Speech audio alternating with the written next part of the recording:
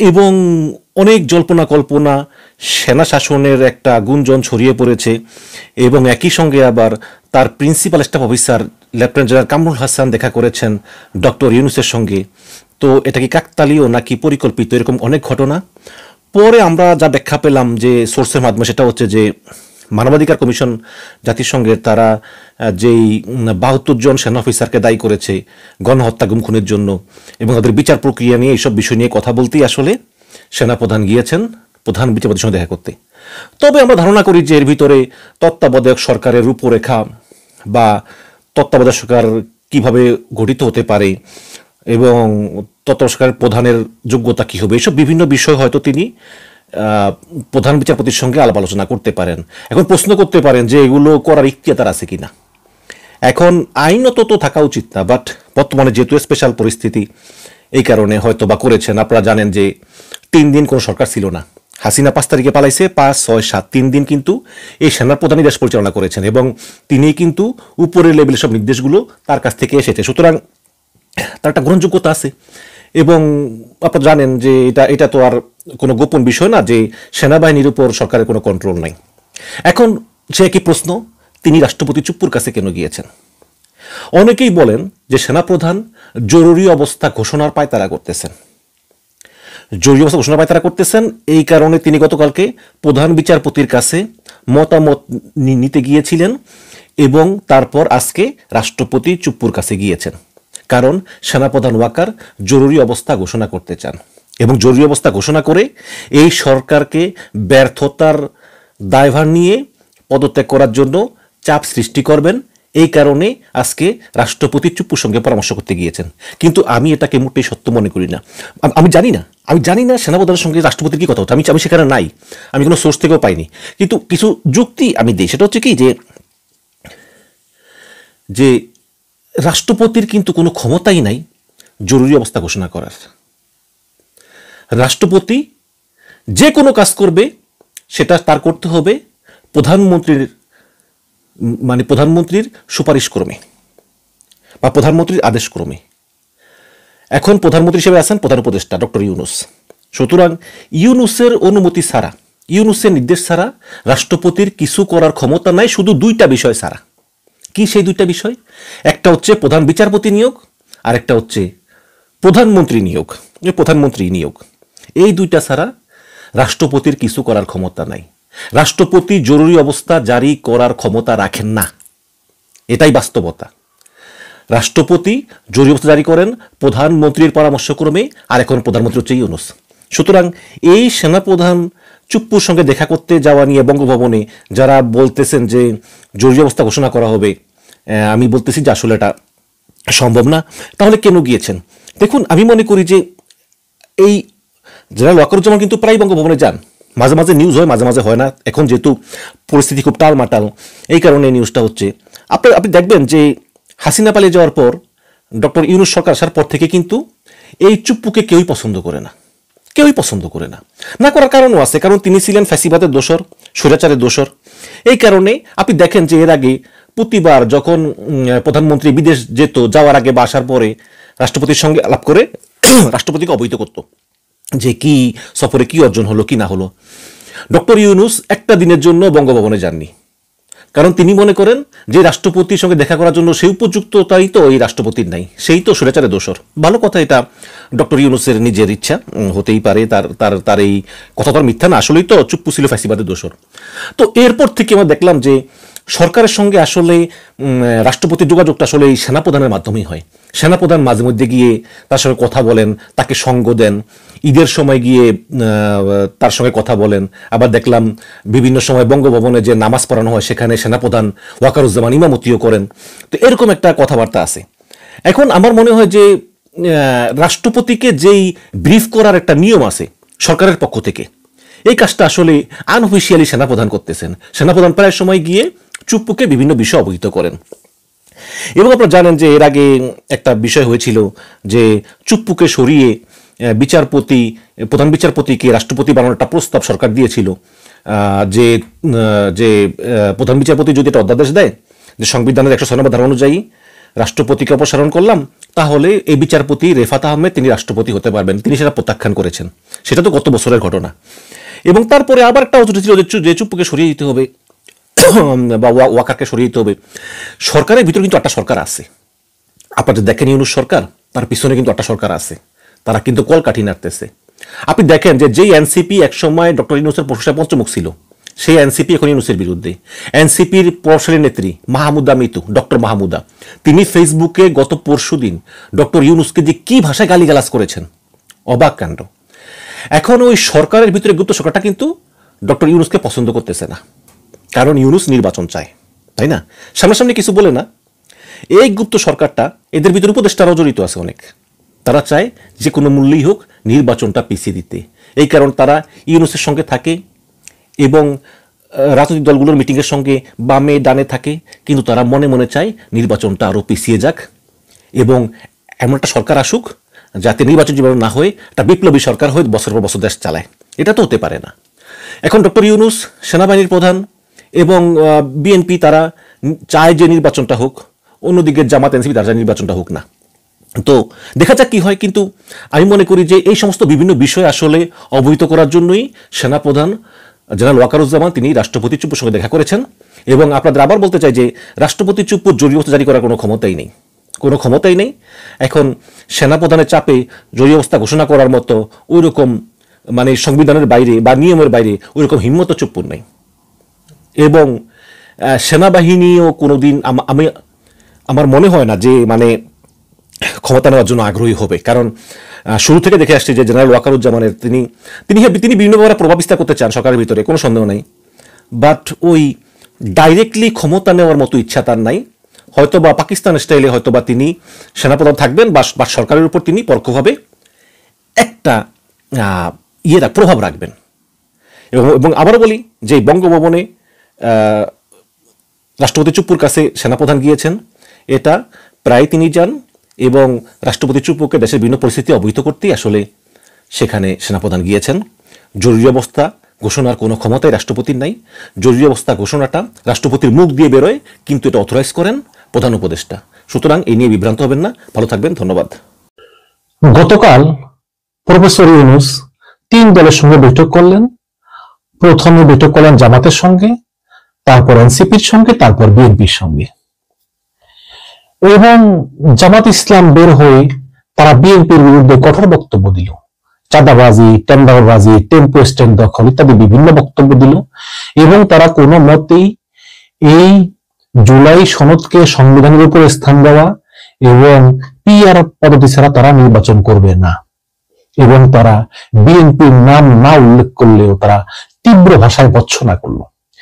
এবং যারা তারা বললেন যে প্রধান উপদেষ্টা জুলাই ঘোষণাপত্রের দিনই নির্বাচনের যে তারিখ ঘোষণা করলেন, সেটা আসলে প্রধান উপদেষ্টা চাপে পড়ে ঘোষণা করেছেন বলেই জামাত ইসলাম বিশ্বাস করে। এবং এমন জামাত ইসলাম কোনোভাবেই নির্বাচনে যাবে না এবং জাতীয় পার্টিকে নিষিদ্ধ করতে হবে।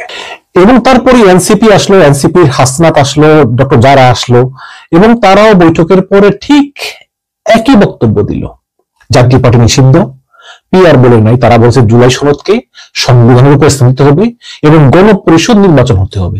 এবং সর্বশেষ বিএনপি আসলো, বিএনপির ফখরুল সাহেব আসলো, আমির খসরু মাহমুদ সাহেব আসলো, সালাউদ্দিন সাহেব আসলো। তো এরা আসার পরে তারা বলল কি যে প্রধান উপদেষ্টা বলেছেন, কথা দিয়েছেন যে ফেব্রুয়ারির প্রথম সপ্তাহে নির্বাচন হবে, আশ্বাস দিয়েছেন। সাংবাদিকরা জিজ্ঞেস করলো যে জাতীয় পার্টির বিষয়ে কোনো কথা হয়েছিল কিনা। ফখরুল বলেন যে না, কোনো কথা হয়নি। ওদিকে সাংবাদিকদের প্রশ্নের জবাবে প্রেস সচিব শফিকুল আলম তিনি বললেন যে হ্যাঁ, জাতীয় পার্টির বিষয়ে সবগুলো দল তাদের নিজস্ব মতামত দিয়েছে, আমরা বাছাবাছি করে দেখতেছি। তার মানে শফিকুল আলমের কথা অনুযায়ী সবগুলো দলই জাতীয় পার্টি নিয়ে মতামত দিয়েছে, সবগুলো দল মানে ইনক্লুডিং বিএনপি। কিন্তু মির্জা ফখরুল বললেন যে এই বিষয়ে কোনো কথা হয়নি। তারপর দুটা কিন্তু কন্ট্রাডিক্টরি, একজনের কথার সঙ্গে আরেকজনের কথার কোনো মিল নেই। তাহলে এখন কি দাঁড়ালো? এই যে এই 3টা দলকে আহ্বান জানালো, 3টা দলকে নিয়ে বসলো একটা সমস্যার সমাধানের জন্য। সঙ্গে ছিলেন 2 উপদেষ্টা ভাই আদিল এবং খলিল, আসিফ নজরুলও ছিলেন। কিন্তু এতে কি লাভ হলো আমাকে বলেন? এতে ডক্টর ইউনূস কি অ্যাচিভ করলো? তিনটা দলকে নিয়ে যদি একসঙ্গে বসতো তাহলে একটা কথা ছিল। তিনটা দলের সঙ্গে তিন ভাবে বসলো এবং তিনটা দল বেরিয়ে এসে তিন ভাবে কথা বললো। এইরকম তো আগেও অনেকবার বসা হয়েছে, কিন্তু আমি তো কোনো মিল দেখতেছি না। এবং সত্য হলো এটাই যে এই জামাত ইসলাম এবং এনসিপি তারা নির্বাচন চায় না। তারা মনে করে যে এই প্রচলিত নির্বাচন পদ্ধতিতে আসলে ফ্যাসিবাদের পুনরুত্থান ঘটবে জাতীয় পার্টির মাধ্যমে, এবং যদি কোনোদিন আবার আওয়ামী লীগ ফিরে আসে তাহলে এই জামাত এবং এনসিপি কে নির্মূল করবে। সুতরাং এই নির্বাচন কোনো মানেই হয় না। একটা নতুন ভাবে নির্বাচন করতে হবে, নতুন সরকার দিয়ে নতুন পদ্ধতিতে নির্বাচন করতে হবে, সংবিধান ছুড়ে ফেলে দিতে হবে, একটা বিপ্লবী সংবিধান হবে, তারপরে নির্বাচন ইত্যাদি ইত্যাদি। কিন্তু বিএনপি মনে করতেছে এই সংবিধান হচ্ছে মুক্তিযুদ্ধের চেতনা, কাজে এই সংবিধান কোনো মতেই বাদ দেওয়া যাবে না। এখন তাহলে রেজাল্ট কি দাঁড়ালো? যেই লাও সেই কদু।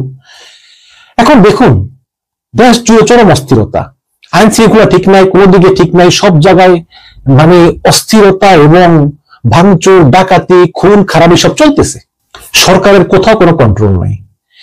এটা কিন্তু জামাত ইসলামও বলেছে যে সরকার হাল ছেড়ে দিয়েছে, সরকারের কোনো কন্ট্রোল কোথাও নাই। সরকারের পুলিশের উপর কন্ট্রোল নাই, সেনাবাহিনীর উপর কন্ট্রোল নাই, প্রশাসনের উপর কন্ট্রোল নাই, সচিবালয়ের উপর কন্ট্রোল নাই। এবং এই সরকারটা কি করতেছে সরকার নিজেই জানে না। এমত অবস্থায় একটি নির্বাচন খুবই জরুরি, কিন্তু সেই নির্বাচনটা যে আবার হবে সেটারও কোনো গ্যারান্টি নেই। কারণ জামাত ইসলাম এবং এনসিপি তার যেই ভাষায় কথা বলতেছে, অলরেডি জামাত ইসলাম, এনসিপি, গণ অধিকার পরিষদ, খেলাফতে মজলিস, ইসলামী আন্দোলন, তারা সবাই মিলে জোটবদ্ধ হবে। জোটবদ্ধ হয়ে বিএনপির বিরুদ্ধে তারা শক্তিশালী অবস্থান নিয়ে দাঁড়িয়ে যাবে এবং পিআর পদ্ধতি গ্রহণ না করলে তারা নির্বাচন প্রতিহত করবে। এমত অবস্থায় যদি বিএনপি জাতীয় পার্টিকে নিয়ে নির্বাচনে আসে, এই কারণে জামাত ইসলাম ভিপি নূরকে প্ররোচিত করে জাতীয় পার্টির পিছনে লাগিয়ে দিচ্ছে, যাতে একটা ইস্যু তৈরি করে জাতীয় পার্টিকে নিষিদ্ধ করা যায়।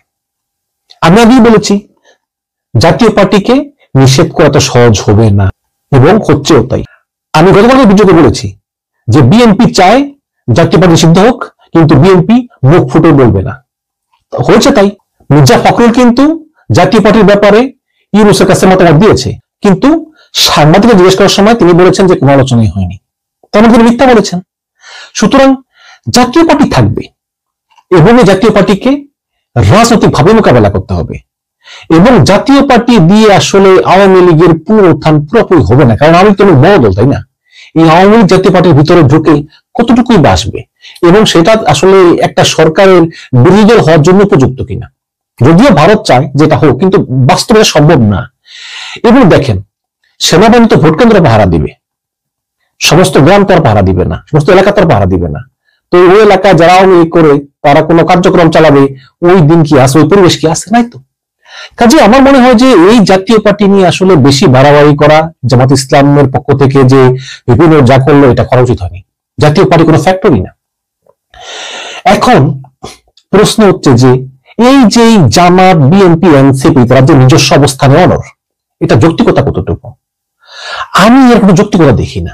শেখ হাসিনার আমলে এই জামাত বিএনপি বলতো শুধু একটা তত্ত্বাবধায়ক সরকার চাই, আর কিছু না। শেখ হাসিনা দেয় নাই। এখন শেখ হাসিনা পালিয়ে যাওয়ার পরে যখন তত্ত্বাবধায়ক সরকার আসতেছে, তখন বলে শুধু তত্ত্বাবধায়কই না, আমরা পিআর পদ্ধতি চাই, আমরা জুলাই সনদকে সংবিধানের উপর স্থান দিতে চাই, আমরা গণপরিষদ চাই, আমরা এটা চাই, ওটা চাই। কেন রে ভাই এত বিমান বাড়তেছে? ওদিকে দেশটা যে কত বড় অস্থিরতার ভিতরে আছে, দেশটাতে বিদেশি বিনিয়োগ আসতেছে না, মানুষ মারা যাচ্ছে, সরকারের কোনো কন্ট্রোল নাই, উপদেষ্টারা কোনো কাজ করতে পারতেছে না। এভাবে কি দেশ চলে? চলে না তো। কিন্তু তারপরেও এই দলগুলো রেশারেশি। এখন দরকারটা নির্বাচন, তাহলে বিদেশি বিনিয়োগ আসবে, আইন শৃঙ্খলা ঠিক হবে, দেশটা উন্নতির দিকে থাকবে। কিন্তু এই নির্বাচন চায় না। এবং জামাত, বিএনপি, এনসিপি তাদের কথা হচ্ছে যে যদি আমরা নির্বাচন জিতি সেটাই গণতন্ত্র, আর যদি আমরা না জিতি তাহলে সেটা গণতন্ত্র না। এরকম হলে কি হবে? দর্শক, আমি প্রচুর হতাশ, কারণ দেশটা একটা গভীর সংকটে যাচ্ছে, এবং দেশটা এমন গভীর সংকটে যাচ্ছে যে একটা পর্যায়ে আপনারা জানেন যে জেনারেল ওয়াকারের কোনো ইচ্ছা নেই ক্ষমতা নেওয়ার, কিন্তু একটা পর্যায়ে এমন হতে পারে যে তিনি বাধ্য হতে পারেন ক্ষমতা নেওয়ার, যে তার এই ছাড়ার কোনো গতি নেই। কারণ যেভাবে বিএনপি, এনসিপি, তারপরে এই জামাত রেশারেশি করতেছে, আর একটা 111 একদম সন্নিকটে, এবং যদি এই 111 হয় তাহলে কিন্তু আমরা গণতন্ত্র থেকে চিরতরে বিচ্ছিন্ন হয়ে যাব। কারণ যদি সেনা শাসন আসে তাহলে সবার আগে তাকে ভারত ওয়েলকাম জানাবে।